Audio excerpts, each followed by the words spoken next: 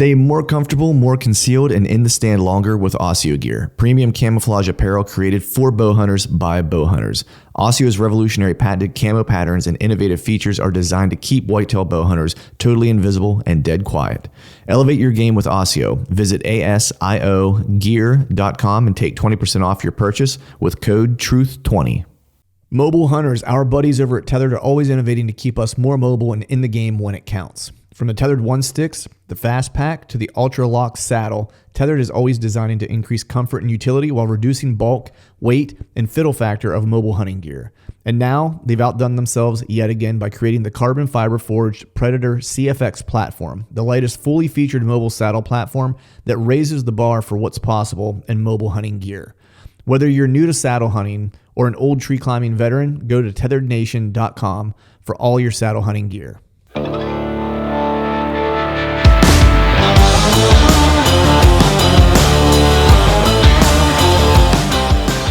All right, folks, welcome back to another episode of the Truth from the Stand Deer Hunting Podcast. And today I have on, I was talking to a mutual friend of Tim and I's, our buddy Greg Litzinger, today before we jumped on to do this podcast.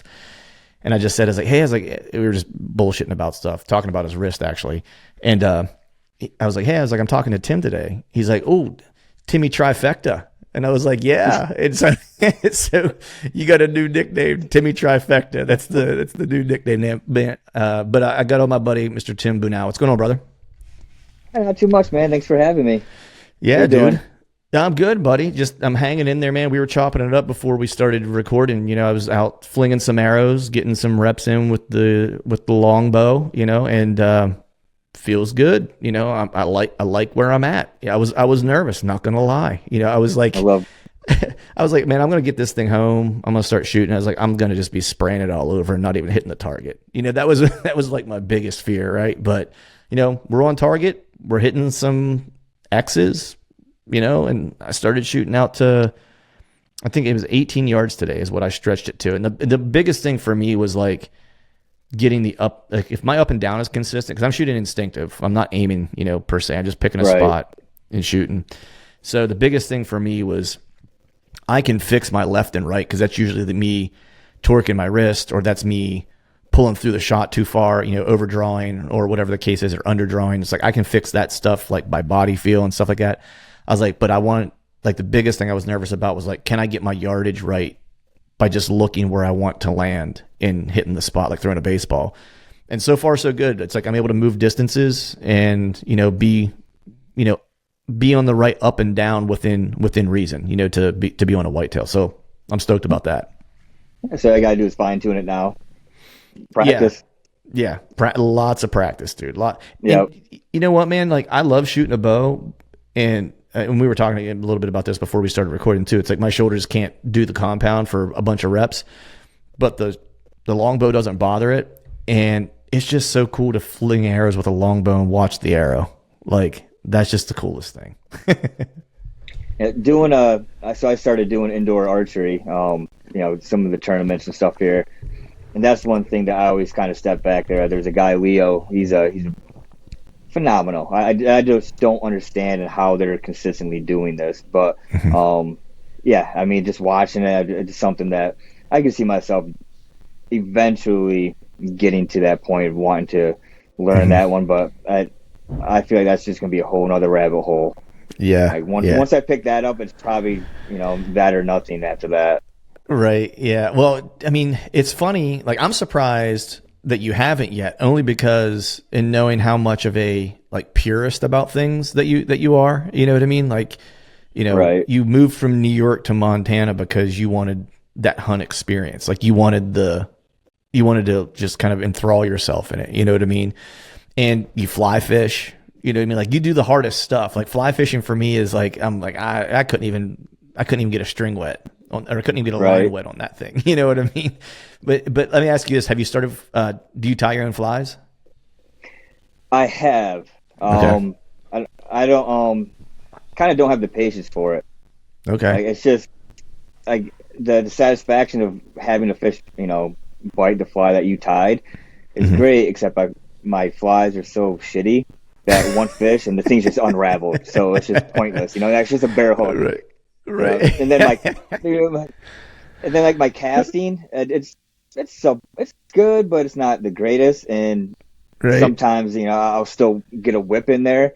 And again, Mm-hmm. next, that fly just unraveled and it's just a bare hook, or it's getting down Right. to that point. So it's just Right. easier just to go to Shields and pick up a couple. And then the streams here are they're different. If you go west, or if you stay central, Mm-hmm. tributaries and all sorts of mountain streams, there's all sorts of different little critters in the water.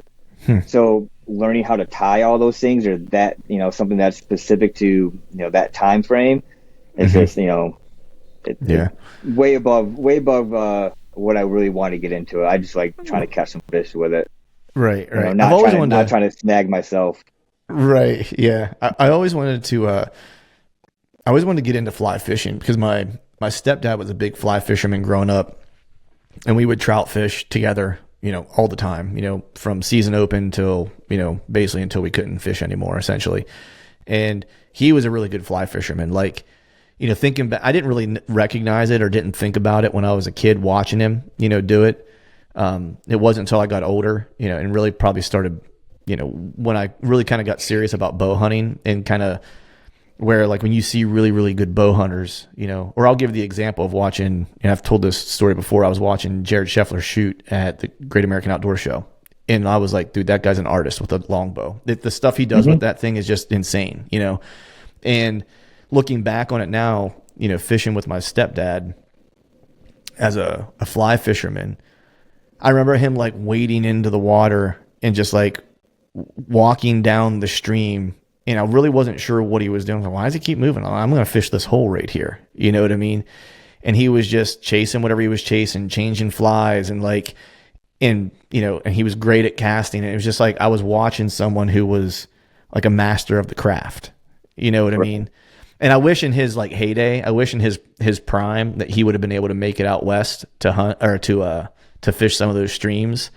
Just because when we were growing up, he didn't have the money to do that, but like it would have been awesome for him to have that experience because he was a master at it. Like he was as good as it gets at fly fishing. You know what I mean? But yeah, it's an art form, man. And I'm kind of like in the same boat as you, dude. I just like to do the stuff. Like, I like to Right. go out for the experience. Like I don't want all the work. Now, the one thing with the trad stuff is like I will go back to build my own arrows, because you kind of have to Right. tune the arrow and stuff like that. But, I'll miss the days of just calling Chad up at Excess and be like, hey man, I need a dozen arrows, and, and they show up and they shoot, They show up but and they're perfect. So yeah, you're good. Yeah, yeah. I've definitely dove into the bow maintenance side a little bit Mm-hmm. more and more now.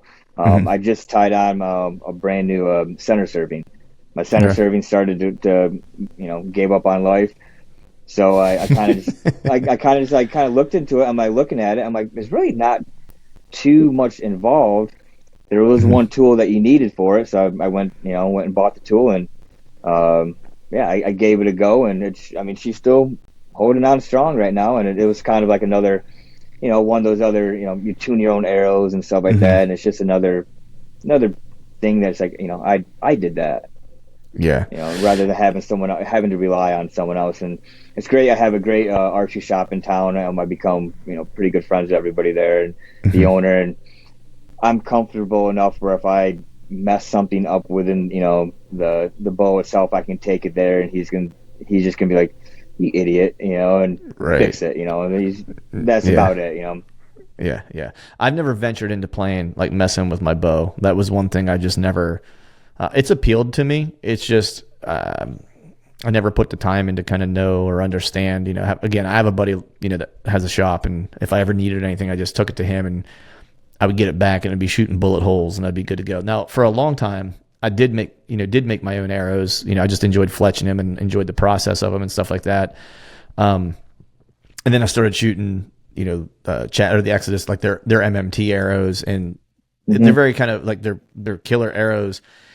And they build them in such a specific way that they just come out like perfect, And so I was like, well, I could either let them do it and know that the arrow is dead on and take one thing out of the equation of what could be screwing it up. I know my buddy can dial my bow in. I know my arrows are dialed in. The only thing that's going to mess this thing up if I'm missing the mark is me. So, and then, now going to like the traditional side where it's like, all right, now I'm making an arrow, tuning the arrow, trying to learn to read the arrow, to understand whether I'm weak or I'm too stiff or whatever the case is. And, what point weight do I want to shoot? And, there's just, it seemed more complicated to me, but it actually was a lot easier. I felt like than tuning a compound, to be honest. That's a whole rabbit hole right there. Yeah. It's I think it's one of those things. I think it's almost like this with anything, because I think people do it with hunting too. It's like you can make it as simple or as complicated as you want. Exactly. I mean, you can definitely simplify everything, and that's kind of like what I guess kind of leading this one. 2 years ago, when Bo Martana came out, it would be 3 years ago now. I finally admitted to myself that I could shoot great at the range, on targets, all that kind of stuff. But I was having issues on animals. I was, missing, I wounded, and I just wasn't making the proper decisions. And then as far as the hunting aspect of it, I just constantly thinking, well, what did elk hunting? What did Corey Jacobson do? What would do in this situation, and what would this person do in this situation? And, I just kind of just stopped listening or thinking about what other people were doing and just started hunting myself. And, that year, I just became opportunistic. I shot an antelope doe. She gave me a great opportunity, and that tag is good for either or. Most people want the buck, and I had a great opportunity. I wanted to get a shot off and get those repetitions in there, and I took that opportunity, and I got her, and it was a 78-yard shot, and that's where things just kind of kept on rolling into it. But you get back to what you said, just simplify it. Simplify it, and things just kind of things kind of start to take care of themselves. They take care of themselves. It's almost like a reset. You think so much about what this person's doing, what you read or what you heard. Just start hunting the way that you see it, and things kind of started taking care of themselves. Yeah, it's funny. Like, and people probably are sick of hearing me saying this. Like, Tony Peterson gave me the best advice. Probably 2 years ago. And, I had hit one and lost it in, Missouri, the year before that.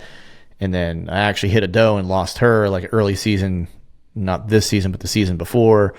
And I was just I was on bucks, and I was just getting beat in like all these places that I knew where they were at. I knew what they were doing. And it's just like, I just was like a day late and a dollar short, or they were at 40 yards and there was something in the way, or whatever the case was. That's just kind of what was happening. And he was just like, dude, you'll be surprised when you just go back to hunting deer, or just in whatever it is, just hunting, like without specificity, kind of, and being opportunistic. He's like, you'll be surprised how quickly tags start filling up and how quickly, big animals start hitting the ground whenever you do that, And the words were true, because that's the approach that I took this year. It's like, and I was just like, I'm going to do what I want to do. And we'll see how it works out. Right. Maybe it'll be good, maybe it'll be bad, but it'll be mine regardless, And in that podcast you did, after you shot your Kansas deer, you had said that you didn't tell anybody. Yeah. Because you didn't want the outside noise. And that's kind of the same. When you said that, I'm like, man, I'm on the same page, because that's the same thing. I went solo this year pretty much, and I wasn't telling anybody, what I was on to, or, this and that, just because it's 100%. When you talk to someone, you tell someone, yeah, man, I'm on a good deer. Well, what are you going to do about it? This and that. Well, maybe consider this and consider that. And it seeps in your mind, and you might change something, and just going with your gut and what you feel the situation calls for is probably the best advice, that you can get, is by giving it to yourself. Right. Yeah. It's just, I mean, that's the thing. It's like, especially like, if you've been doing something for a good while, And again, it's going back to the fundamentals, right? Like that was the idea, you know. And like, I guess I think what I said about that deer was like, I saw what he did, assumed he's going to do it again. Like, there's no other intel to tell me any different, so I'm just going to base it on that, right? And you can basically use that for almost any hunt, right? Whatever intel you have, believe it, you know, until something suggests that you shouldn't, you know, because Right. what else you going to go on? Like, otherwise you're just making stuff up, you know. And that's the thing that we did. I think Cameron said that, and I loved it when he said it. He's like, or no, it was the one I did with Jake.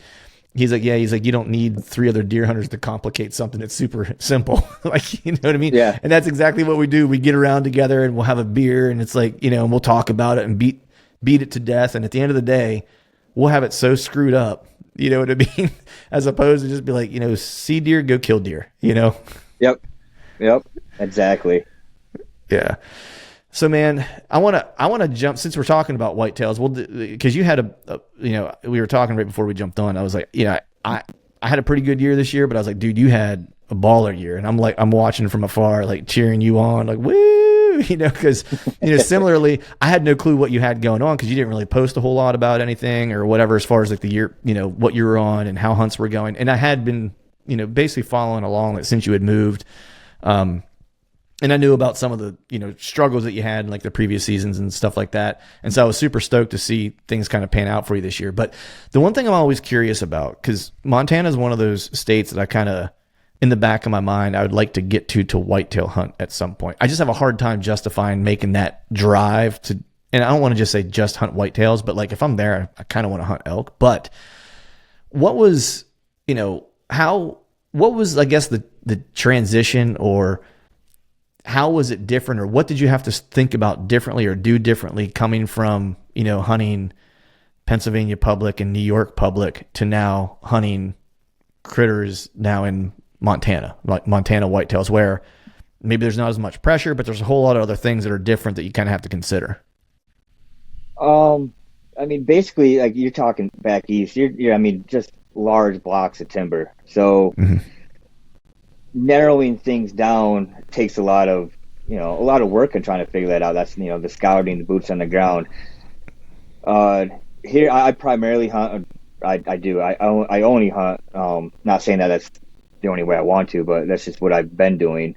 Is river bottoms, and the river bottoms. Some spots they're 50 yards, you know, wide from the edge of the river to maybe a clipped out edge. You know, some of the islands are a couple hundred yards long, and then you know, some of them, you know, it could be, you know, maybe up to a half a mile, you know, with timber.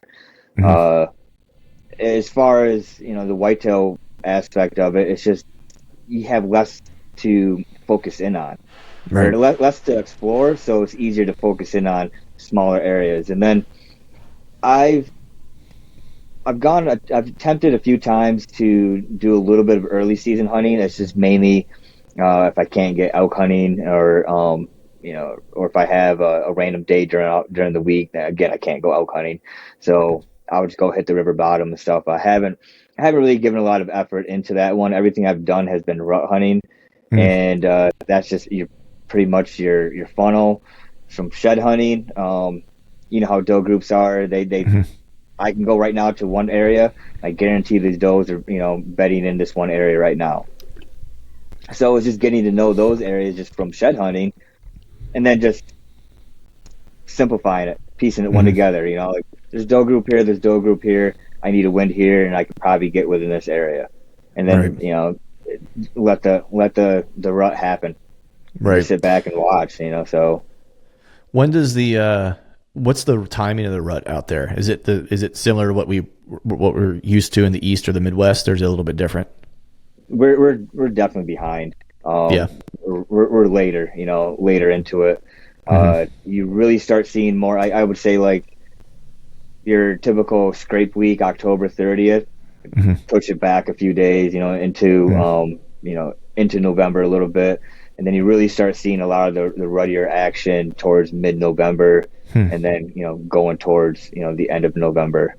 Right. And that's, I think, November 19th of my second year here was probably one of the craziest rut days I've ever seen. It was like $19 in one day, one sit. I didn't even Wow. eat a snack all day long because it seemed like every time I went to go grab something, I hear, footsteps, so I had to stop, and, Right. it was just, something coming through, something coming through.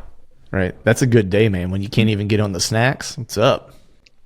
Yeah, I mean, it made for a miserable kayak back. It was like all I could think about is food, and that's like a 2 hour drive. And there's no fast food restaurants, no nothing. A lot of those gas stations in those small towns, they close at 9 o'clock at night, or 10 o'clock. So you're coming back in the dark. Right. But Right. Yeah. So a lot of those are you just mentioned kayak. Are you kayaking into a lot of these places like along the river bottom or it varies. There's a couple islands that I can get into, where the paddle back isn't too bad, and then some of the other islands, it's just walking by foot. It's either taking the long way around a block management or some BLM. That's pretty much just all sage country that just have one little finger going into an island where you can hop down the bank and onto these islands and stuff. right? What so the deer that you killed this year, that was a pretty cool hunt. And what was the timing of that? Was that the rut also this year? Yeah, that was like late November, like November 19th, around that 19th time or something, the Okay. 20th, something like that. Nice. So Um, how did all that shake out? Like, so was that a river bottom too? yep, Yeah. yep. Okay. That was a river bottom. That was an area that I had shed hunted my first year here, and I recognized a phenomenal pinch. Mm. I never got to it until last year, and last year I went down there. Just kind of everything else was nothing was happening. I think the river was too frozen over, so I couldn't kayak to it. So I was kind of, I dwindling down. Like, what? I've never given the spot a chance. I have a good win for that, specific spot. I'm just gonna go in there and just set up. And I had my saddle with me, and I was also prepared to sit on the ground. Mhm. I got there and it was super crunchy. Like it was no wind, no nothing, and the snow had that squeaky crunch to it. Yeah. So how am I going to get back into this area? So I just decided I'm going to rattle my way back to where I want to be. So I got to a point. I did a rattle sequence. Nothing came through. Another 100, 200 yards, did a rattle sequence. I think I had a small 8 point. He came charging through looking for me. I finally got to where I wanted to be, and I realized that I couldn't get into a tree, that I needed to be, I was going to be on the ground. And, it was just kind of like just the more or less just analyzing the area, figure out where I needed to be. I knew where some trails were, got Mhm. myself in between the two.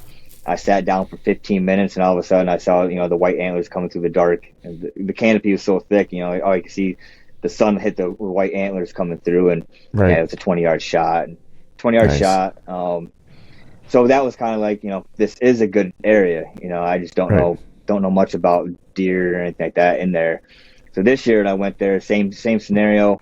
I never got to it. It's a 3 hour drive. Right. So I Okay. never got to it to scout it, never got to it to uh, prep any stands or anything like that. So I had an opposite wind. So basically I went in there and on an opposite wind, I was getting set up in the tree. The tree is kind of a funky uh, split. So there's no, and I had a twist. So there's no way I could get up in one shot, with a bowstring on my back. And so I had to get back down.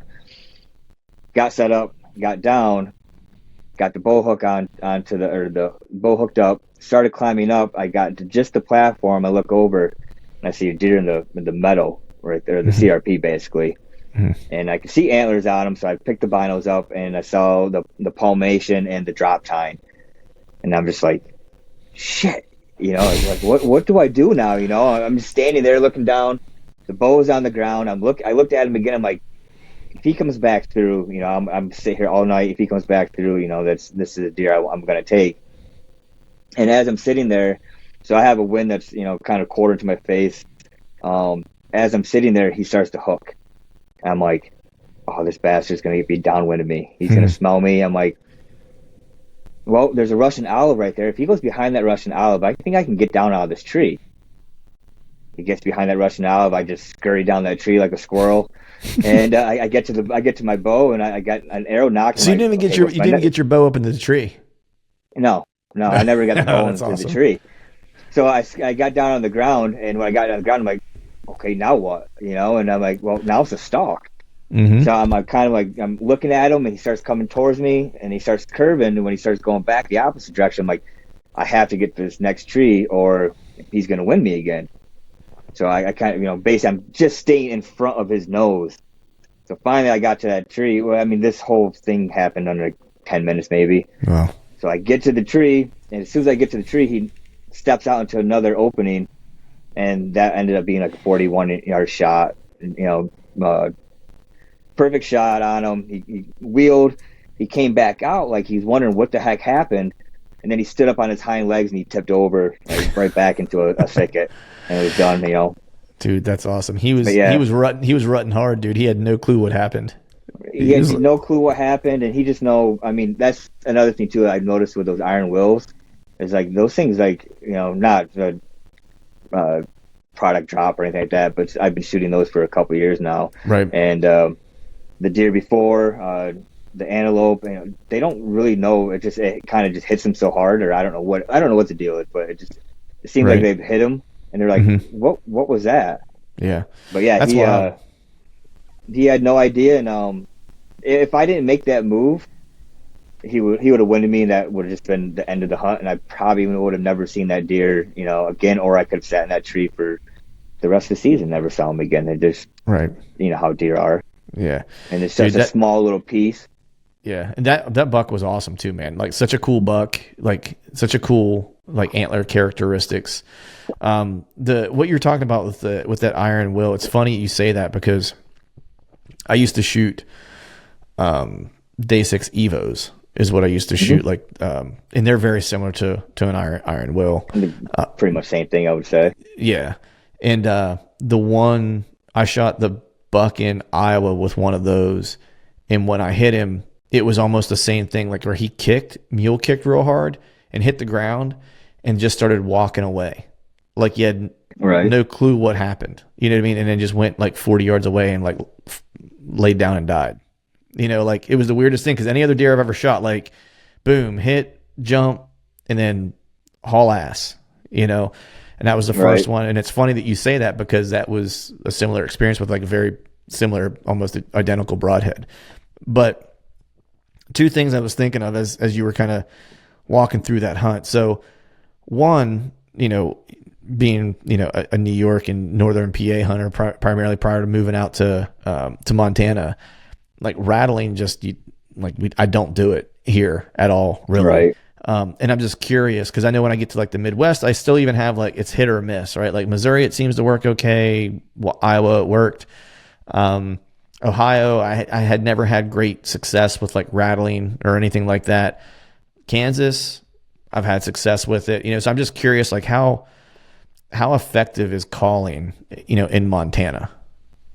I think it's hit or miss. Is it probably the same thing? If you're in that deer's area within a good distance and you hit the horns and you catch him on the right day, I mean, I think it's really could be effective. But as far as blindly, I mean, it's probably like maybe 30% of the time. If you're just blindly going in, just hitting spots and just going. A lot of younger deer coming in, really interested into it. Go ahead. I'm sorry. You go ahead. Yeah. No, I was just going to ask, like, what is like roughly, and I don't expect you to know like the exact number, but just like in your estimation, like what do you think like the buck to doe ratio is? God, I wouldn't even know. So Montana's in there's pockets. Mm-hmm. You can go to some areas and you just see swarms of does. You go to some other areas, it's a good ratio mix between the two. Mm-hmm. It really is pockets, here. But same looking piece a mile down the road might have one deer on it. Right. It's kind of weird. Right. And then, when you got down and you started stalking that deer, I'm just curious, like, how from moving out there and doing a lot more, glassing, spotting and stalking type of hunting just in general for critters outside of whitetails, like whether it's elk or antelope or whatever, like how much better has your ground game gotten since you moved out there? I would prefer ground game over anything. Yeah. Not sounding cocky or anything like that, but I feel like if an animal, it obviously situational too. Like if it's like an antelope, if it's straight up prairie, there's no way to do it. But if I feel like I have a couple good moves and a backup move, I feel like I'm pretty capable of getting the job done or getting in range or getting to that spot that I wanted to get to. And a lot of times with antelope, you get to that spot and you're just too slow. He's already another 20, 40 yards out of your range, right, and everything. But yeah, I feel like if I can find a critter and he's in a decent area, I can make it work. Right. And part of being small too, Yeah, I'm 5'6", I'm 5'6", so a 2 foot tall sagebrush I can hide behind or crawl behind a lot better than someone who's 6 foot something. Right. Truth. Yeah. I mean, that's the one benefit, right? Like I'm 5'9", so not too much, taller. Right. And that's the one benefit of, being a little smaller. Like I can make, and you're 100% right. I can make some really small stuff, like say like in a place like Kansas, work for me for cover where Chad could not. You know what I mean? Like right. He's like, Chad's a big dude. You know what I mean? It's like trying to hide a Mack truck, me, it's like I'm trying to hide a Ford Pinto. It's like a big difference. You know what I mean? Yeah. That was kind of like go ahead. You can make more with less. Yeah, I can make more of less, and there's just less of me moving.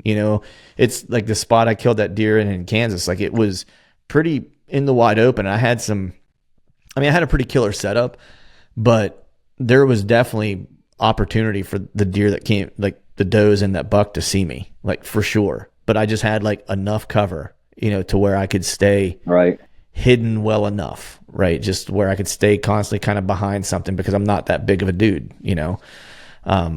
Chad might have had a harder time, actually he would have, like, especially where that deer came through, because I had to shoot from my knees to shoot under these two branches. I don't think, as tall as Chad is, I don't think he would have been able to shoot from his knees and still got under the branches. I think he still would have been too tall, And so, look, we suck at basketball. We're never going to be a pro athlete, but chalk one up for the short guys when you're bow hunting in open country. Right. Yep. Spot. Yep. Exactly. Yeah. So, I mean, were you as confident in your ground hunting capabilities when you lived back east, or was that something that kind of evolved as you got out there, and it was kind of obviously a requirement when you're hunting a lot of the western game? That's kind of like the draw for me, was to come out here for that opportunity to learn that more. I tried it a few times, but they're just reading the terrain, the vegetation, trying to catch up with this whitetail. I just, where I didn't have a lot of good opportunity to do that. Just you would see a deer, and then within 5-10 steps with the vegetation and the hillsides and everything, they were gone. So you would think they were gone, so you try to keep up to the edge, and either they're still standing there, or they were gone. Yeah. No, I've grown to kind of prefer the ground game too, for a couple reasons. One, because I think it's deadly whenever you start to get capable at it. And I won't even go as far as to say that I'm proficient at it. Like I've learned some things, I made a lot of mistakes, figured some stuff out that works for me. But I think more than anything, what it does is actually more for my mental game, which is whenever I'm on the ground, I feel like I'm always in the game. Whenever I'm in a tree, I feel like I'm letting the deer dictate what's going to happen, as opposed to when I'm on the ground, I feel like I'm partially dictating the hunt to a degree. And so I feel like I'm always just like around the corner from an opportunity where, this as well as anybody, sit in a tree for long hours or whatever. And you're like, oh my God, there may not be a deer that's ever walked in this spot before. You know what I mean? Right. Like, where it's like on the ground, you're like, I'll be in a spot in Kansas and I'll be there for half hour, 45 minutes and be like, yeah, I'm moving. I'm out of here. I'm going to go to another area and I'm going to glass and see if I can find something somewhere else. And it's just it's easy to put yourself in the game. Yes. 100%. Do you kind of feel the same way? Yeah, absolutely. I actually, it's such an easy concept. Back to making everything simple.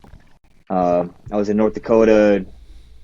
First year I moved out here, and I was hunting with my buddy, and we watched a doe and a buck go by, and they were at 50 yards. Mm-hmm. As soon as they cleared, he's like, "Let's go. We got to get up there." So we put ourselves 20 yards from that trail where she was. Of course, we know that how they dog them and everything, or mm-hmm. get on their trail.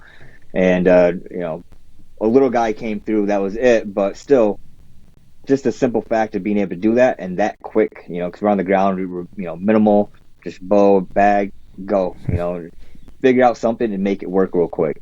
Mm-hmm. And if something would have came through, assuming that I could have made the shot, it would have been worked out great. But that was an eye-opening part, so that's another thing where I've been wanting to ground hunt even more just because of that. If I'm in a tree, then I have to tear down, and how many times, setting up, I almost got busted. Where if I would have just sat on that ground, that whole entire scenario would never happen, because where I would have sat on the ground would have put him right in front of me anyways. Yeah. And I could have made that move. I almost feel like on the ground too that I get away. It seems counterintuitive, but I feel like I get away with a lot more on the ground. Mm-hmm. Like I feel like I get away with more iffy winds on the ground. I feel like I get away with more noise on the ground, especially like if you're in like a CRP kind of area. Like I don't think people realize how much that grass deadens noise, that it doesn't travel like super far, and you have the wind. Because you have like the wind cover and stuff like that. Too, obviously, like especially if you're into plains or in the CRP area or whatever, like with the grass blowing and stuff like that, like you're getting a little bit of cover noise and stuff like that. And I just felt like I could always get away with just a little bit more. Now, the downside is like you aren't getting away with as much visually, right? Because they may not see really well, but they see movement really well, right? And they'll pick up like the change of light in an area because you moved and cut off the light for 1 second. You know what I mean? Like you cross like a place, like almost like you're walking in front of a blind in a house, right? Where you can't see outside, but you can see when someone walks by it because the light changes, you know, that kind of idea. But I felt like my scent kind of hits the ground and disperses to a degree. So it's like I have kind of like a large kind of scent profile on the ground, if that makes sense. But at distance, I feel like it's not blowing as hard and as far in like the direction because it's getting caught up in the vegetation in the ground that I'm sitting in, like that I'm sitting on. Right.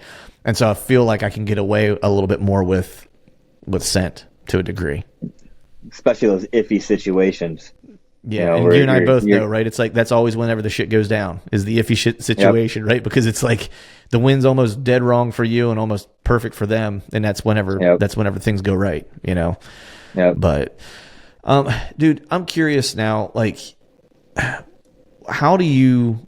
imagining, living in Montana, right? And you've got a ton of big game to hunt, stuff like that. Whenever the off season kind of rolls around, is most of your off season geared toward like getting ready for the next elk season, or, is it geared, do you spend time getting ready to hunt whitetails? Do you split between the two? Like, how do you do that? Cause I know me, it's hard enough for me to kind of get everything done, I'll say get everything done, but to like feel like I've accomplished the things that I wanted to accomplish in the off season, focusing on one species, whitetails for me in the area that I live in, right? I can't imagine if I had like, all right, I'm going to try to do some scouting for some deer. I'm going to do some scouting for some elk. I might do some scouting for some mule deer, right? It's like, it just adds so much more to it. So I'm just curious how you go about managing that and what your off season kind of looks like for that. That's, pretty much the shed hunting for whitetail. That's pretty much the scouting too. Okay.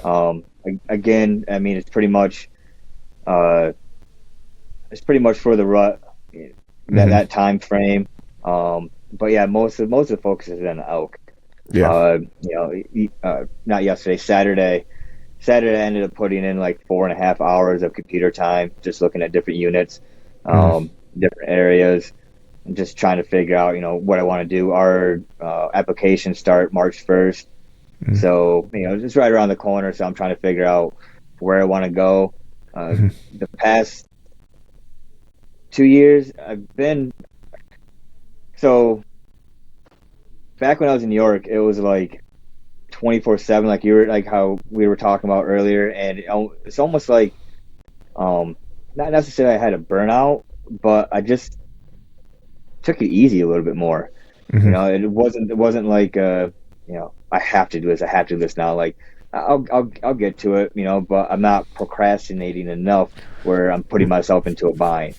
Right. And it's kind of, I have my three areas I want to figure out. I'll nitpick at it here, nitpick at it there, and then we'll figure it out from there. And then with the draw situations for elk, you can hope that you get that draw, but if not, you're going to another area. Right. You're going to be on a general, so you have to, plans can change come draw. Right. So it's not like putting a whole lot of eggs in one basket. I kind of had that happen. Just, all right, I'm going to go hunt here, and it Right. didn't happen. So I guess that was kind of a learning curve on that point. But once you get that tag, once there's that confirmation, yeah, you're going to be hunting here, then it's, you're putting a lot more focus in on that one. Right. Right. I think that's the one thing too that, again, that I enjoy. What I like about elk hunting and what I like about hunting Kansas is that it's less. For me, it feels like less scouting and more hunting the animal. If that makes sense, right? Because Kansas, I don't run trail cameras. I don't go there early to scout. I go there, I glass, and I find critters that I want to chase, and I go chase them. Yep. That's what I do, right? When I go to Idaho to hunt with my buddy Wilson, like to elk hunt, like he does some scouting. He just loves to be outside. So that dude's like, anytime he has time off, like he's in the mountains walking and stuff like that. But there's an area that we're going to hunt, and we'll go hunt it, and it'll just be go find animals, then go hunt them. We won't really know what critters happen to be there or aren't there or whatever. And so I'm just curious, do you use any trail cameras at all? And two, if you don't, do you feel like not using them and just going and hunting is more freeing than knowing what's there? I have some cameras out. I put them out, but as far as traditionally, like what we use them for whitetail, back Mm-hmm. east, they're more or less just sitting out there. I'll pick them up when I get to that area, more or less future knowledge and things like that. Mm-hmm. And it has been a lot more, as far as, I had no idea that deer, was there. I have no idea what kind of deer in that specific area too. Like I was saying, how deer in pockets is kind of the Mm-hmm. same thing with the age class. Right. I have no, so that's 2 years I've been down there, and I didn't know what age class to even look for. Is this top tier? Is this bottom of the road? And I contacted an adjacent landowner, asking for permission. And he said no, but he was more than free to talk about whitetail, deer. So Right. I had two different conversations with this guy just about deer, and come to find out, that wouldn't have been one of his hit listers this year. There's three other ones in the area that are, he said not significantly better, but a tad bit better than him. Mm-hmm. But talking with more, and that's pretty much what you're looking for in that area. So Right. if you have that imagination of I need to look for this specific size, you're going to be sitting there for a long time. That Right. thing's never going to come through. But that's it's good knowing that. For elk wise, I haven't had a lot of luck on running them. For elk, it seems like every area that I've put cameras in, it shows elk and shows some time frame. But as far as capitalizing on that knowledge, it's just more or less like, yep, there's elk here. And I Right. mean, you can pretty much find that out just by walking through. Right. So it's more Right. or less just for personal cool. I have this and Right. that. Holy Right. shit, there's a mountain lion. And things like Right. that. Yeah. Yeah. Yeah. Yeah. No, I So totally get it. Like, and that's, and for me, I put cameras out still, quite a few of them. I I didn't check any of them this year. I think I checked one this year.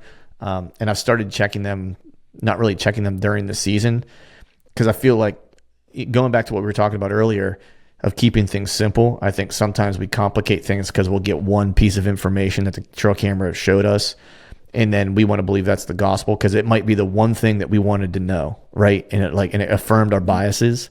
And all of a sudden, like, we're gonna make our whole hunt plan on that one piece of data, right? As opposed to like the mountain of evidence you have from scouting and just being in the woods and walking through places and knowing where critters are.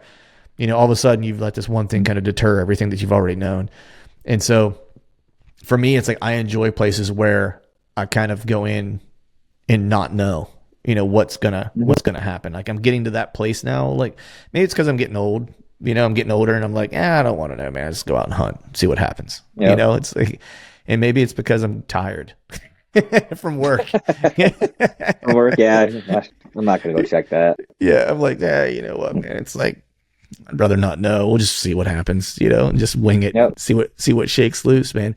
But speaking of getting tired, dude, that pack out you had during elk season this year had to be tiring because, dude, you had a hell of an elk season. So for anybody listening who doesn't know, keep me honest here. You killed a mountain lion first, right? That was the first one. That was the first thing that happened. And then, like, within an hour, you ended up killing just like a hammer of a bull, like in the same, like within like 60 minutes of each other, right? No. So I shot the mountain lion at like 7:45 in the morning. Okay. And then I shot the bull at like 7:30 that evening. Oh, yeah. So 12 hours, same day. Like, that's still same day, September 11th. It all that day just I'm still kind of in shock that that scenario even happened. Did you even think you would see a mountain lion that day? So that tag is an over-the-counter tag. It's an archery only tag. You can't use dogs. You can't do anything. It's basically just a tag, a just in case tag almost. A dumb luck tag, maybe. A dumb luck tag. Yeah, exactly. So back to the camera thing. I had ran a camera in there the previous year. Actually, let's rewind. 2 years prior, bear hunting. I crossed a cat track. Maybe it was 3 years. 3 years. So 2 years. So it's 3 years I crossed the cat track. The next year, my buddy Dustin and I, we went in and hunted that same bridge for bear, and we had a mountain lion chase a mule deer past us at 40 yards. Like, it was like we were walking up. Basically, what had happened is that deer saw us and spooked, and that mountain lion must have been just there, just about ready to capitalize on it. We ruined his hunt. Right. And it came tearing right by us at 40 yards. So then it would be that fall, Bo came out to hunt, and we were calling a bull, and the bull just shut right up. That following spring, I went back and got that camera, and come to find out is the reason why that bull shut up is we had a mountain lion in between us at like 60 yards. So that's why that bull shut up and nothing happened. So I kind of like, what, every year I've had some kind of encounter. Maybe I'll get lucky and I'll get an elk, and I'll get the meat packed out, and I'll go sit on that, the carcass for a day, just in case. But it didn't turn out that way. I got in there September 10th. I didn't elk hunt opening weekend. I was trying to chase a bigger speed goat. So I got in there. I didn't draw my tag. I wanted to, so this is kind of a fallback area. And from the previous year hunting with Bo, I kind of knew, what the elk wanted to do or where they wanted to be. So it was just kind of like, just play it slow. I got there. There's one truck on the trailhead. So, it was the middle of the week or beginning of the week. So yeah, I kind of just sat back. Sunday night, I got set up like my camp was like remember like high school parties? You get to the Yeah. party and you just throw the tent up real quick and like, let's go party. Yeah. It was like that. It was like half put up. And I got down. It's like sagging in the middle and Oh, it was sagging. Like, when I got back that night, I'm like, I looked at it, I was like, shit, what'd I do? So I'm at night, I'm trying to put the whole thing together and get my camp. It was like on a hill, it was horrible. But rolling down the hill while you're sleeping. that's what would have happened. It was a Right. tarp actually too, so I would have rolled right out of the tarp. Actually, I Right. set it up wrong too. I set it facing up the hill, Hmm. so all the thermals from the mountains all night long just whipping down through it, just freezing cold. But I set up. I just went down and listened, and sure shit. From the previous year, the elk did the same exact thing. They came off an adjacent ridge, and they just went down. Like you could hear them talking. That's the beautiful thing about elk, especially if you got time. Is they give their location the whole entire time. It's not like you have to trail them or you're guessing this is what they're doing. You're in the moment listening to what's going on. Right.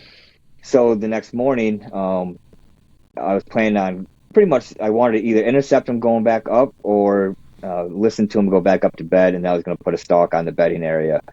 So I got down into a little glassy knob that's right in front of a meadow.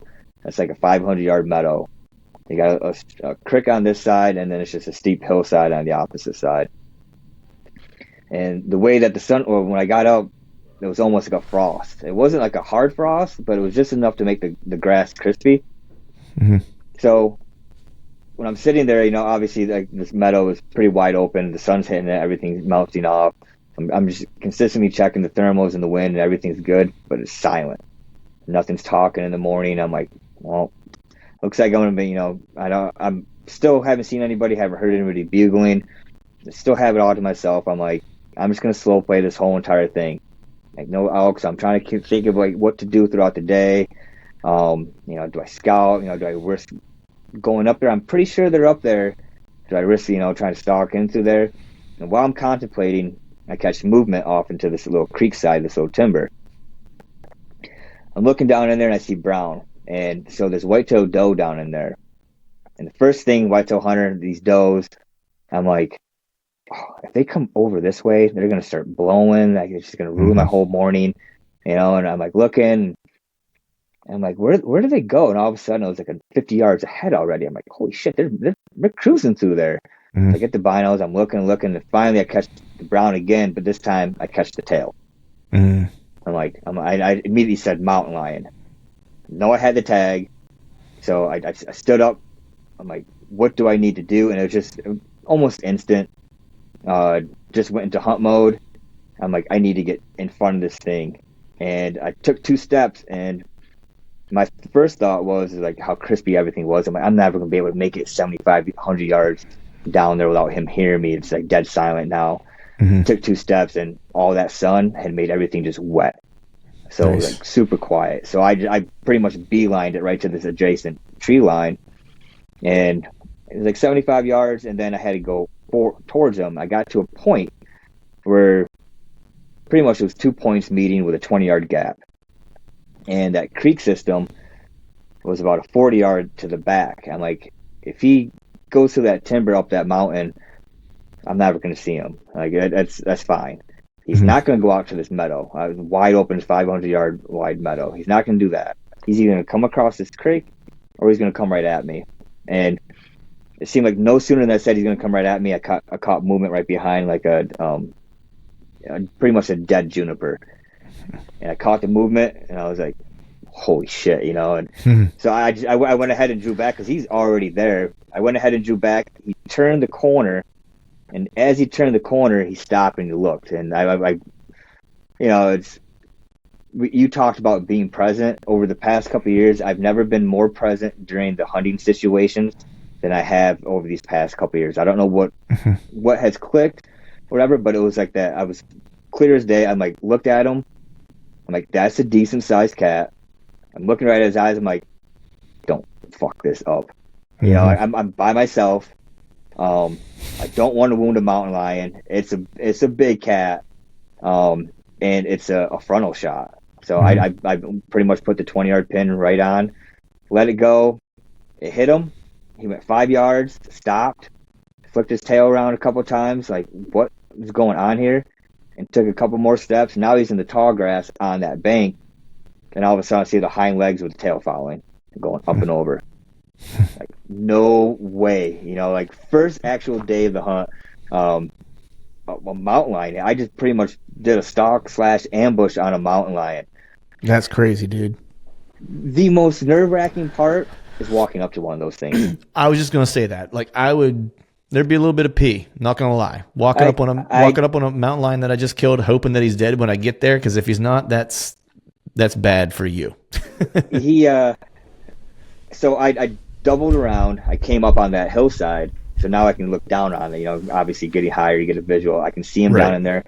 I got down to 40 yards, and I started looking for rocks, sticks, all sorts of things. He had a pile of debris laying around him by the time I finally got enough. Okay, he's done. Got enough stones to walk up on him. Yeah, it was, and admiring him. Just absolutely machines. They are 100% pure muscle. Mm-hmm. I grabbed his hind leg to try to pull him up the bank, and when I grabbed it, you know how a cat is, how their claws are, they're back, but once you can squeeze their paw and they'll come out. Yep. The way I grabbed it, his claws came up and hit my wrist. I freaked out. I just threw my hands up, walked away real quick. It startled me so bad, But yeah, right. I got him up on the bank, and it was absolutely amazing. I just dumbfounded that it was even happening. I don't know how. If somebody was watching me, they must have thought I was special, because I was laughing hysterically. I was hysterical. Then I was just in shock, and I went through a whole range of emotions that cause I never thought that scenario would ever pan out, or having that opportunity to do that. Yeah, dude, that's wild, man. Like, killing a mountain lion. I was telling my wife about it last night. I think we were talking about it. Okay, she asked me, she's like, what podcast do you have this week? And I told her I was doing one with you. And she always asks, because she's like, people from all over the place. She's like, I never know how you know these people. And she's like, how do you know Tim? So I kind of explained it to her. And she's like, what are you guys going to talk about? And I was like, the craziest thing is he had this day where he killed a hammer bull elk. I was like, and a mountain lion. She's like, a mountain lion? I'm like, yeah. I was like, she's like, with his bow? And I'm like, yeah. She was like, on the ground? And I'm like, yeah. She's like, I didn't know anybody could do that. And I was like, me either. I was like, cause she's like, you don't see those very often, do you? And I was like, no, not to my knowledge. I was like, I've been in cat country a couple times. I was like, I know where I hunt in Idaho, there's a lot of cats, and none. Wilson's been there a couple years. He's not seen any in the wild. They're just not. You don't see them very often. You know what I mean? Right. It's and so to kill one on the ground that. They see you more than you see them. Oh, that's I guarantee it. Yeah, I was a buddy of mine that I met through Wilson when I was in Idaho. We were just kind of talking about it the one day. I think it was the last day of the hunt, if I'm not mistaken, and we were just kind of BSing about. We were BSing about cats and grizzlies that like to use that area, for they don't spend a lot of time there. Usually the ones they see there are usually juveniles, probably because they got kicked out of the main range by an older male. Yeah. And we were just kind of talking about it. He was like, yeah, I haven't seen grizzlies very often. He's like, now cats on the other hand, he's like, I promise you, he's like, you've probably walked under no less than 10 this week. And I was like, really? He's like, yeah. He's like, there's that many here. He's like, there's tons of cats here. He was like, and I promise you were within bow range of multiple cats. And I was like, man, that don't make me feel good. I was like, I'm glad this is the last. I'm glad you didn't tell me this on the first day. It's good to find out as I'm getting ready to get on a plane to come home to Pennsylvania, where cats don't eat you here. There's definitely been times where you just get that feeling. Yeah, you're walking along, just hiking along, and all of a sudden you're like, all right, where are you? Just you just got that feeling. You're just like, okay, I'm just gonna go ahead. There's nothing here anyways. I just need to get to that next spot, and you just kind of hightail for a little bit. And so how did it's always go ahead? It's always that squirrel moment though. You get that feeling, and you get moving. All of a sudden, oh, rub. There's an elk rub right there, or something like that. We get all about everything. Yeah, you all of a sudden forget that there's something behind you that wants to eat you. You know, Right. he had a pretty dicey. I wish I could remember the story the way it actually all went down, but he had a pretty dicey situation on a deer hunt with a cat that was in that particular area and wouldn't leave, and it went off. I mean, he wasn't sure how far away it went, but it was getting close to dark, and he was like, "Man, I'm just going to get down and give up like the last 30 minutes of light because I don't know where that cat's at, you know, and I'm going to just try to get out of here."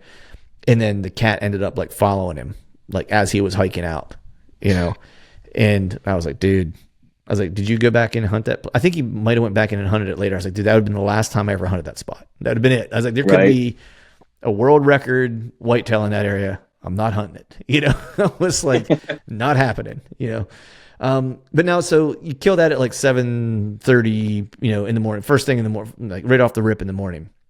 So how did the elk hunt go down? Because like, not gonna lie, man, like I would have been like party central after that. I kill a mountain lion on the ground with a bow at like 20 yards. Like I would be going back to camp. If I didn't have beers there, I'd be going to get beers, and that would have been my day. Like I'd have been like, whatever, can't get any better than that, you know. But you ended up going elk hunting the rest of the day.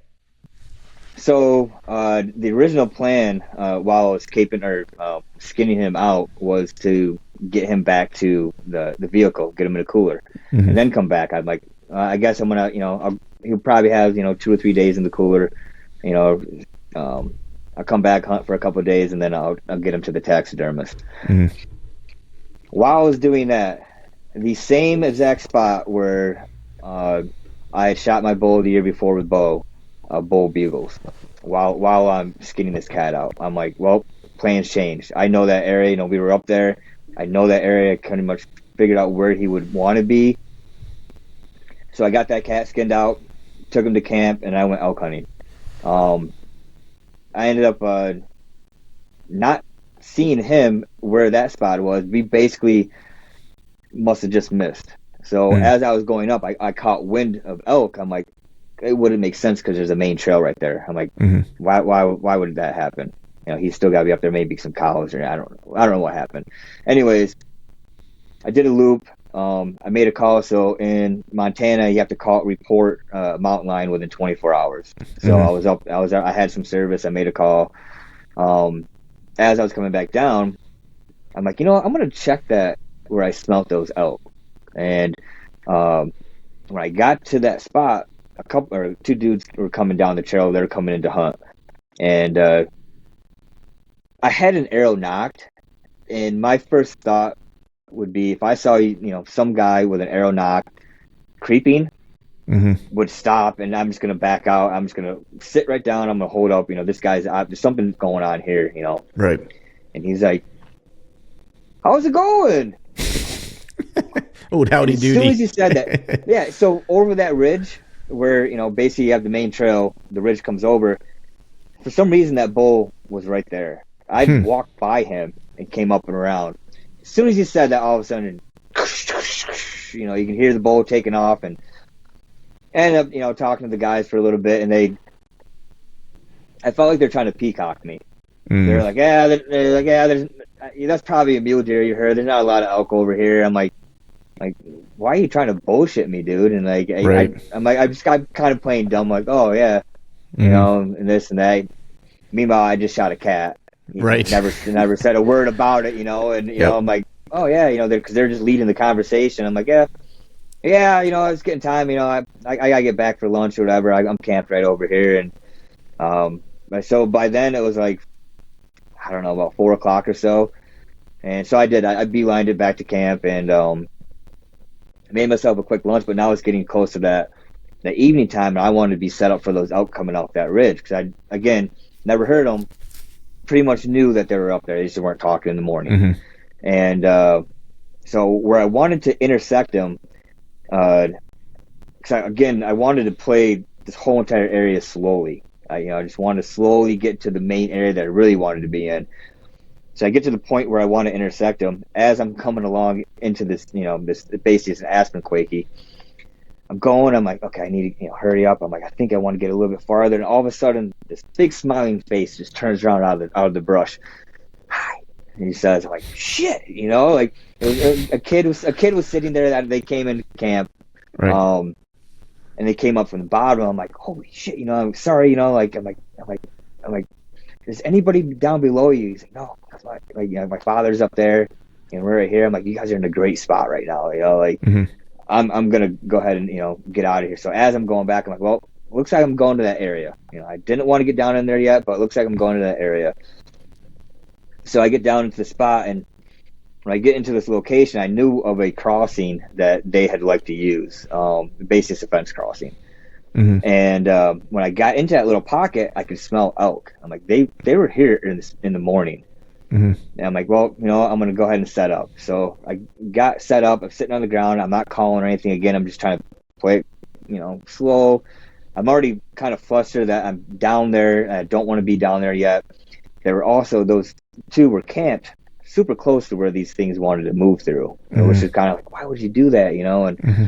blah, blah, blah. And just the whole entire range of emotions throughout the day. I'm like, you know what? It was a great day today anyways. I'm just going to sit back and, and listen to the elk bugle, or just sit back and enjoy my evening, Mm-hmm.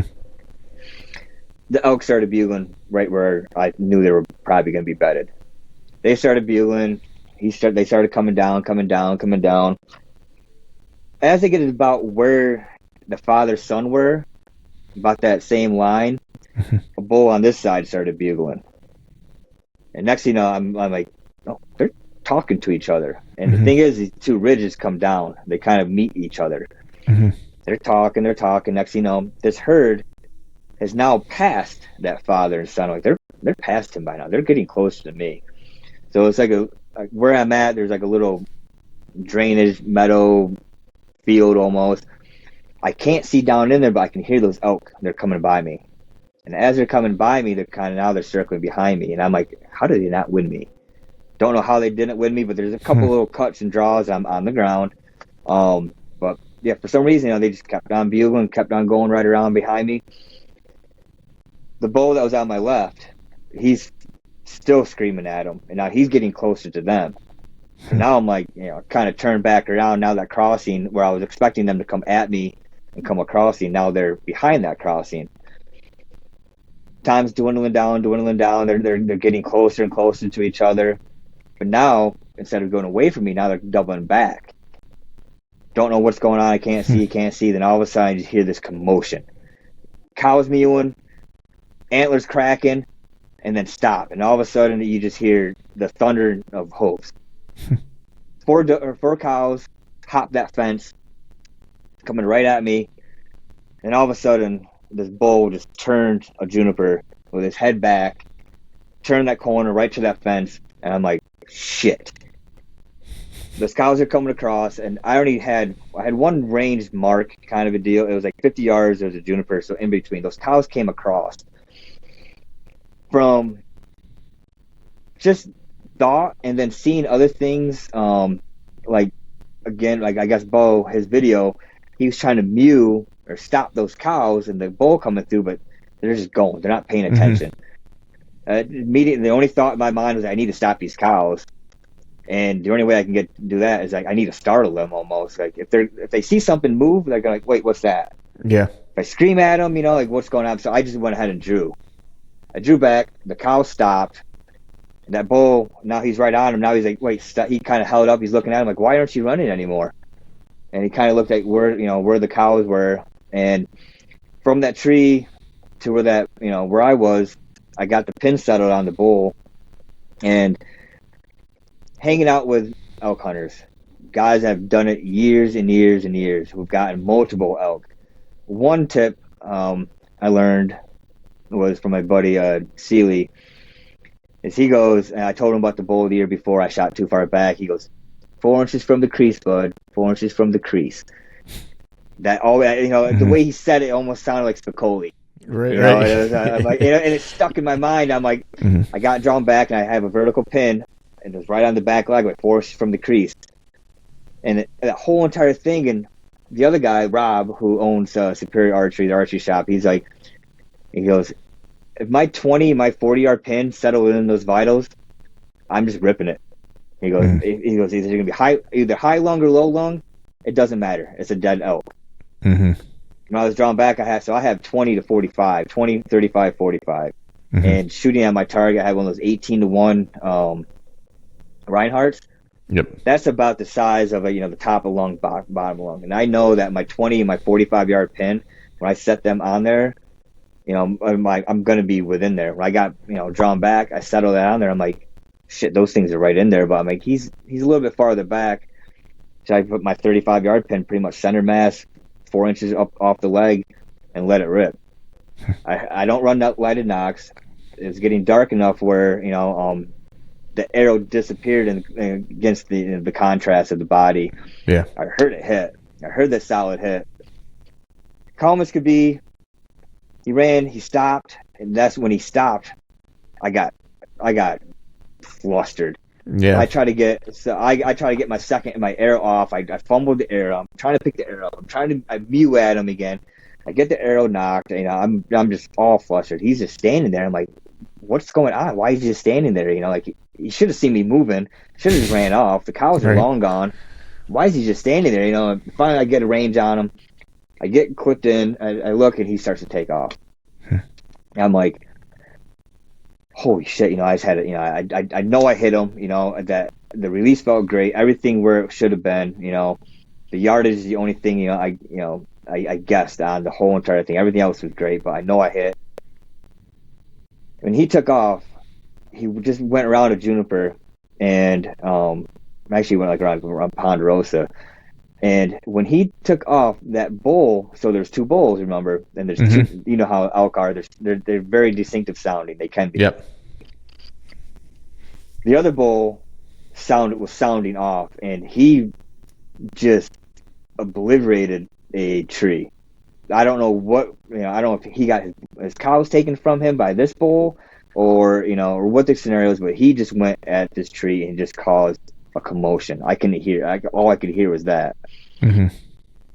Now that I know, during that time frame, my bull tipped over in the timber. So that bull, I'm listening to that whole entire chaos go on. He's just hoofing and, grunting, and you can hear him just pounding at this tree. He finally gives up and, he walks off and he's bugling away. And then all sets in, I'm like, holy shit, this happened. I'm like, that was a really good bull that I just shot. I had no idea what he was. I'm like, it could have been a raghorn, honestly. And that whole entire scenario played out. I haven't shot enough elk to want to, right. To do the aid, the AC. I want to get reps in, like we were talking about before. I just want to get reps in the whole entire scenario. Flustered. I get up, stand, I walk to where that bull was. My arrow was like, 15, 20 yards past where that bull was, and just you got full pass through on him. Full pass through. Nice. And I love iron willows. I hate iron willows. There was absolutely no blood trail. Yeah. So now it's dark. I actually get some service there. I call my buddy Jeremy, and I'm the emotions of the whole entire day. I'm having flashbacks of last year. I knew this was a good bull. I'm already starting to get bad thoughts in my head. I'm trying to talk to him, but I'm not really talking to him. Now I'm talking to myself, but he's on the phone, and like, he right. said, he goes, you sound the next day, because he came and helped me pack out. Right. He said, yeah, you sounded absolutely lost on what was going on. This whole entire time, my headlamp, I have a battery-operated headlamp. My headlamp is getting dimmer and dimmer and dimmer. I get to the tree line, and I told myself 2 or 3 times, stop, change your batteries. I get to the tree line, I'm like, I'm not pushing it anymore. I haven't found any blood, whatever, blah, blah, blah. I'm just going to let him lay. It'd be better than bumping him. That's kind of what happened with the bull before. I'm like, I'm just going to let him lay. When in doubt, back out, right? Yep. So on the way out, I run to that father son. I tell them, that I shot a bull, that it was complete melee down there. Go ahead, get down there first thing in the morning. I'll wait until like 8 o'clock. Just give about an hour's worth of daylight to hunt. And I'm gonna come down in there, and I'm sorry, but I'm gonna end up blowing that place out, because I'm gonna end up good searching probably. Right. Sleepless. I mean, as you know, sleepless night. Just constantly thinking the worst. Knowing that I did everything right, execution, I didn't pull, I didn't, look, I watched that arrow disappear in the scope of my, bow. I didn't flinch, blink, anything. Everything was good. Just I don't know how high or low it hit. Judging, like I said, when I found my arrow, I turned around and I ranged. I'm like, I should be right, in that pocket. Anyways, morning time, I start walking back. I get about halfway there, and it's just a beautiful morning, sun's hitting me. I stop, and I don't do this often. I'm not a very spiritual person, but I stop and I'm like, hey, grandpa, grandma, like, don't let this happen to me again, Right. kind of a deal. And yeah, so I got there. My arrow was in the ground. I picked it up. So I started walking, and I'm like, well, there's like a 2-track right there. Maybe he took this 2-track, and the timber kind of V's a little bit. Maybe he took this 2-track. So I'm on this 2-track. I'm just focused on the ground. I'm like looking, like, no blood, no blood. I don't even see any hoof tracks. I come back around to where that V is, right where I stopped. Turn around and looked. I caught brown. I'm like, no shit. I just walked right by him. So I took 2 steps. I took 2 steps over.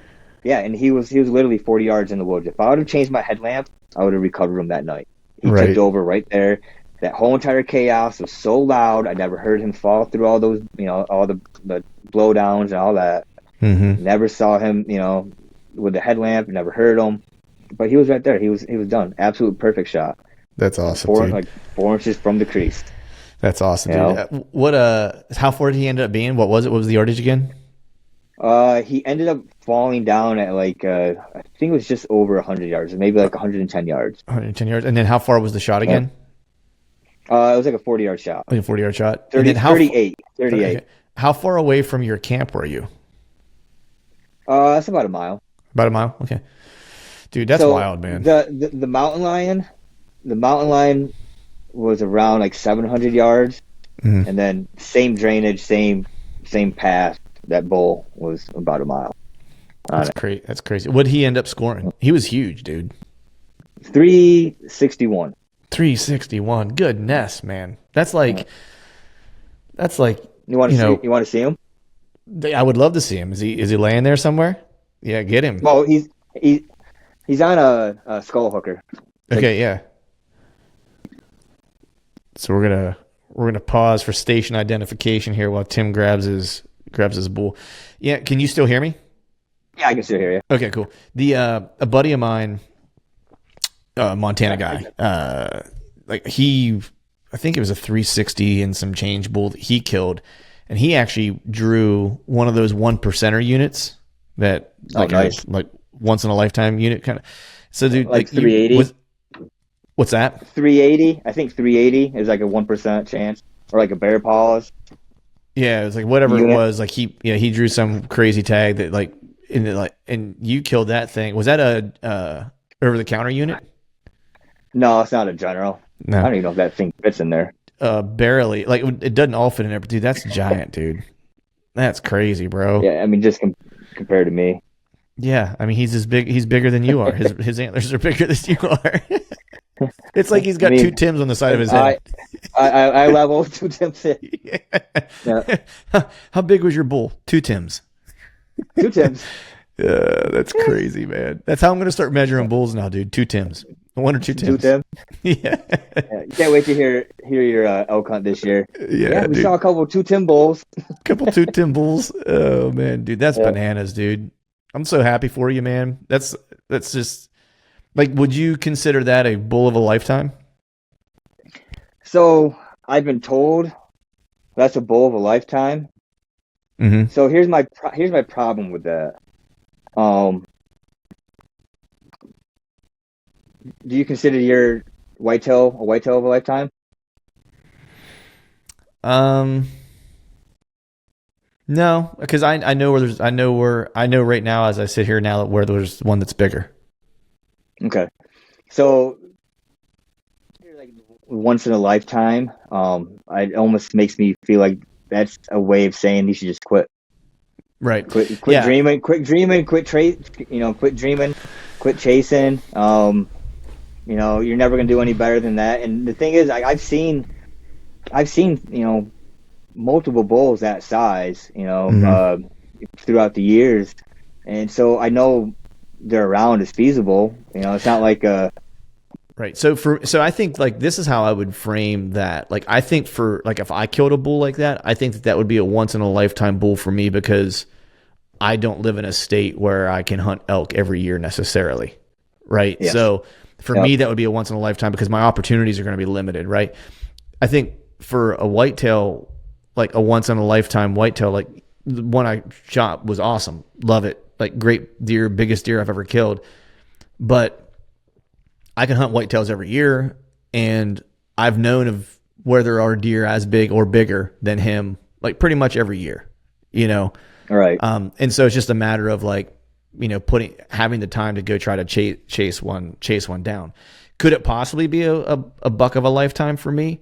It's possible that I don't ever shoot one that big again, you know, cause it's a hard deer to come by, you know what I mean? Like not gonna belittle that, you know, but Right. do I think that there's zero chance that I would ever be in bow range of an animal of that caliber again? No, I don't think that there's zero chance because this last year when I killed that deer and the year before, the one that I was chasing was 20 to 25 inches bigger.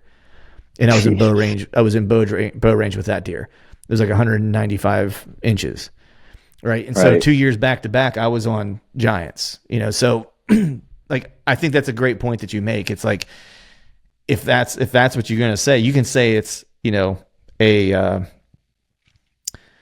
a bull of a lifetime or a buck of a lifetime, meaning that like it's something that you'll remember for your life, but it's not a once in a lifetime thing. Right. Right. Yep. I mean, You know? I'm not gonna, you know, I'm not gonna stop elk hunting. Yeah. I think I'm a smart enough hunter where if I can get the opportunity again, you know, it can make it happen. Mm-hmm. You know, luckily I live in a state where I get to do it every single year. Yeah. You know, so putting myself in those situations, you know, is definitely possible. I mean, it's not like other people don't do it. And I don't like, yeah. Why not me? Right. I don't like people putting other people on a pedestal like that. You know, like they breathe and shit just like I do. You know, maybe they have better opportunities and stuff, but you know, why not me? You know, why can't I? You know, why can't that be me? So, right, 100%, dude. Like if you know, it's one of those things where I've used this before in like talking to my daughter. There's actually a guy that I trained. It was a black belt that I trained with. Told me this one time because we were BSing about something. I forget what it was, and you know he kills me when we train together. You know, rightly so because he's very skilled. You know, and I said something about like I kind of belittled myself because at that point I was, you know, a lowly white belt. I think I said something like that, right? And his comment to me was, "I don't ever want to hear you say that again." He's like, "Because if you can't think it, you can't be it." You know, and that just changed things for me, not only from like training perspective, but also just like a hunting perspective and just a life perspective in general. It's like if you can't imagine yourself doing something, then you won't, right? It's like if you can't think that you're capable of killing a 360 inch bull or a 380 or a 170 inch or a 190 inch whitetail or just killing a good whitetail. Doesn't matter, a mature whitetail, like whatever it is you want to do. It doesn't have to be someone else's measuring stick. Whatever it is that you want to do, if you can't imagine yourself doing it or see yourself doing it, you're not going to. You know, not gonna happen. Yeah, no one else is going to do it for you. And truthfully, most people want to see you fail. You know, so you know, so you're not going to get any help anywhere else. You know, you have a couple of your buddies, you know, your close friends and stuff that want to see you succeed, and they'll do whatever they can do to help you do it and things like that. But you know, 9 times out of 10, most people don't want to see you do it. You know. Yep. So yeah, but I'm sure someone will hear me say, I don't think it's a bull of a lifetime, and hopefully they say he'll never kill another bull, especially like that. Fuel to the fire, man. Fuel to the fire. Yeah, well, right. We'll see. We'll see. That's right. Yep. So, man, so if you lived in Montana for a couple years now, you've killed some good bulls, you've killed some good whitetails. I'm just curious, like, when you think back on Tim that moved there years ago to Tim to you now, like what are the what are like the big lessons that you've learned? And they might not even be hunting lessons, but like, what did you maybe learn about hunting, or maybe more importantly, what did you learn about yourself that has changed between then and now? Don't be I don't think I was ever like really afraid to fail, Mm-hmm. but it was almost like putting, putting money down on where my mouth is. That saying there. Yeah. I've always said that, I wasn't afraid to fail, but I never really, other than, back when I rode BMX, as far as Right. doing something, as far as a specific trick or something like that, you literally have consequences right then and there that hit you. Right.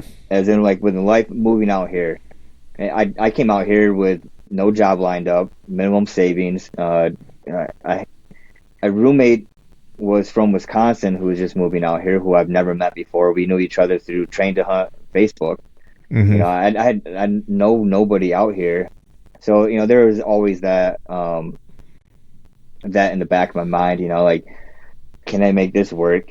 And proving to myself that I could make it work, and then that kind of just falls right in line with the hunting situation too. Is I'm not afraid to fail. Like, if I try something and it fails, if like that, the deer I shot this year, if I would have failed, I would have gotten right up in the tree. I would have, probably said, shit, what could I have done better? And I would sat in that tree the rest of the day, and hope that something else unfolded. It's just something that I'm not afraid to try something new, go out my own and try it. And most of the time, that's all it is. Like, I'm solo quite a bit. So my failures, aren't seen, but that's something I've always, like, on social media, like you were talking about, you followed. I've kind of slowed down quite a bit on the posting, but that's something I've never been afraid to do. Is, like, everybody always has their success. I'm one person to post it right up there. Yeah, I sucked today. Yeah. And here's the reason why. So the failure, taking the chances. I wish I would have done it a long time ago, but I didn't.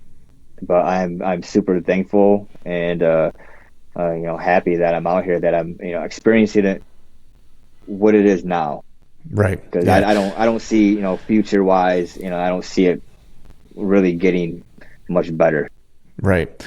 Yeah. I mean, it's there's something to be said for getting out of your comfort zone and it forcing you kind of into that, because I think sometimes we get comfortable in our little tribes that we have, and and we're comfortable in our surroundings and things of that nature, and we have maybe a status to uphold or whatever, right? And so there are all kinds of reasons for us to not allow ourselves to get uncomfortable and try some things where maybe we might fail at, in order to kind of level up, right? Because a lot of times to get better at stuff, you have to go backwards first, because you're usually adding some new things to your repertoire that you're not going to be good at, right? And the only way you get good at them is to do them and suffer the consequences, like you said, right? And then eventually you do them often enough, you're like, okay, now I'm really good at this, and so now I can add this to my A game, right? And so now all of a sudden, when you do that, you level up, and then it's noticeable, right? But I think a lot of times we don't give ourselves the grace to have that learning period where we're not going to be our best all the time, right? It doesn't mean you don't show up your best with, like, effort and willingness and all those things, but sometimes the outcome isn't going to show up as our best, right? Because we're honing and we're working we're working behind the scenes, and people aren't seeing the work, and they're only seeing the result, right? That is, like, not exactly what I want. Maybe what people don't expect from me, or whatever the case is. They expect more of from a goal standpoint or from an accomplishment standpoint, but they don't see the work that I'm doing in the background. That way, whenever they do see me 2 years from now, 3 years from now, all the success that they see that during that time period is because of all the missed goals or missed opportunities that they wanted to throw shade for 2 years or 3 years or whatever the case was. Right. You know what I mean? So, and that was kind of how I viewed my seasons the past couple of years, because I was working on some stuff, you know what I mean? Right. And I was taking my lumps, and And, doing this, people get to see and hear all of it, and then this year, whenever things kind of broke my way, it's like, well, it wasn't by accident, it was because I spent years, making mistakes, hunting on the ground in PA to get better at hunting on the ground, even though it probably wasn't the best choice, but it was because I needed to get better at it. It was all those things, man. And I'm super stoked for you. One, that you had a hell of a year this year, but I'm super stoked that you're where you're supposed to be and you're having the experiences you're supposed to have, and you're reaping the rewards of it, because it couldn't happen to a better guy. Thanks, man. I appreciate it. And like you were just saying how you were bow hunting on the ground where, you probably shouldn't have. A lot of the failures I started doing, I did it on stuff that I didn't really care a lot about having success for. Mm-hmm. I only bow hunt. Mm-hmm. Everything I do is bow hunting. So in order to get better, start off with turkeys. It doesn't matter to me if I kill a turkey or not. I like chasing them. So what do they have? What's their number one, defense or whatever? Vision, man. Their they eyes. See like a crazy. Yeah. So if I can spot and stalk a turkey, there's my confidence booster, going towards the next thing. Mm-hmm. So I started doing that. I've never used a blind. I've killed 5-6 turkeys now with a bow, spot and stalk, calling, learning different calling setups. I've figured out how to set up my bow 20 yards ahead of me, make those last 2 calls, scurry up, and shut up. They come in looking for you. Just learning different things, but always having the bow in my hand for the greater goal of elk and deer. Right. I feel everything, every repetition, every critter has its own little thing to beat. So if you can beat each little thing, then it just makes you a better all-around hunter, whether it's bow or rifle, which I don't have anything against any of that. Yeah. I don't even really tell people that I even hunt, just because that's when they ask, I'm like, yeah, I know, I shot with a bow. That's all I really use. And it's kind of like, oh, that's a flex. Right. No, it's not. It's just what I enjoy doing, You do what you want. Right. Right. Exactly. Well, cool, man. I've had you here about an hour and a half, dude. I want to be sensitive to your time. I know you got off work and then we started chopping it up on the podcast. But before I let you get out of here, dude, let people know where they can follow along with you or anything you want to make them aware of. Really the only thing I'm even active on is Instagram, which is Tim Bunao, which I'm assuming Clint will spell it properly. Bunao. Yeah, sure. I had to double look it a couple times. Yeah, that's really the only really form of anything that I really do. Awesome, brother. Well, hey, man, I appreciate you coming on, dude. And then hopefully one of these years, I'm accruing points for Montana, and I'll let you know whenever I plan to push my chips to the middle for Montana, and maybe we'll be able to hook up for a hunt. Yeah, well, let me know what the species is, and we'll get after it. Awesome, buddy. I don't care if it's the only thing I won't do is a mule deer. Right. Okay. Right. Thumbs down on mule deer. Awesome, man. Yeah. I appreciate you, brother. All right. Thank you, man.